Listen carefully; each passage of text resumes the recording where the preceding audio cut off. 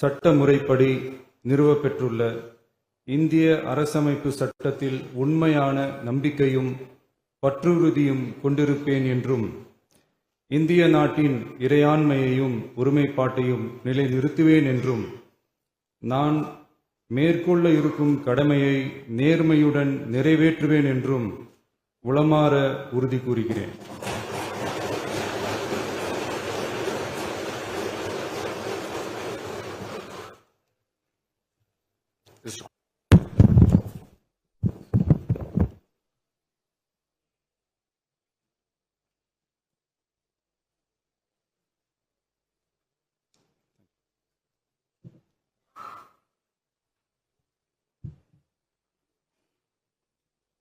மாண்புமிகு திரு என் ஆனந்த் தியாகராய நகர்.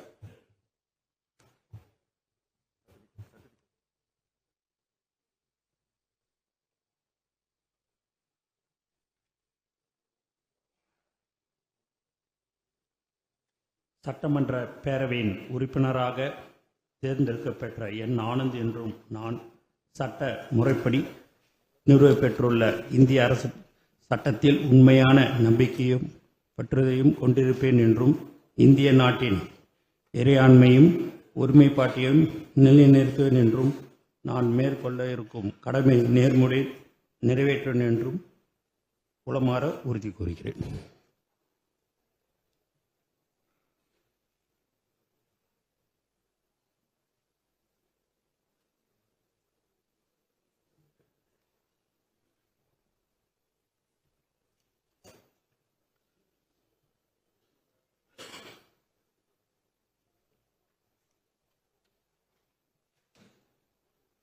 மாண்புமிகு திரு ஆதவ் அர்ஜுனா.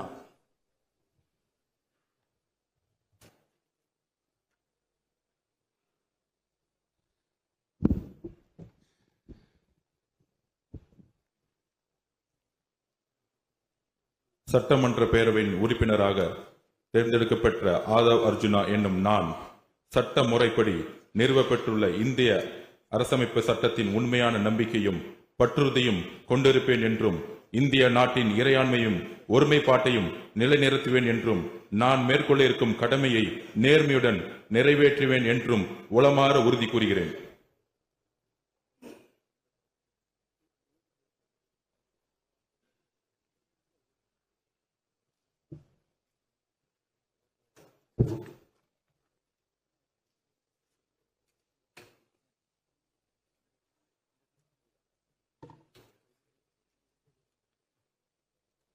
மாண்புமிகு டாக்டர் கோ க அருண்ராஜ்.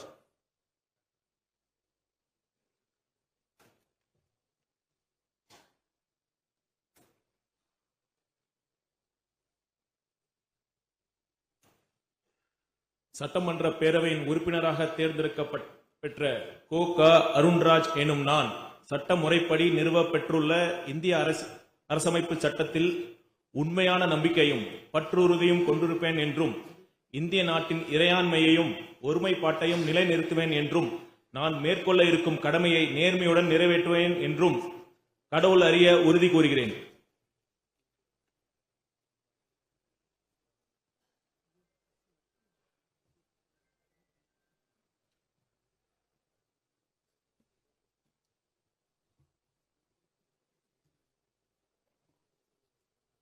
மிகு திரு கே ஏ செங்கோட்டையன்.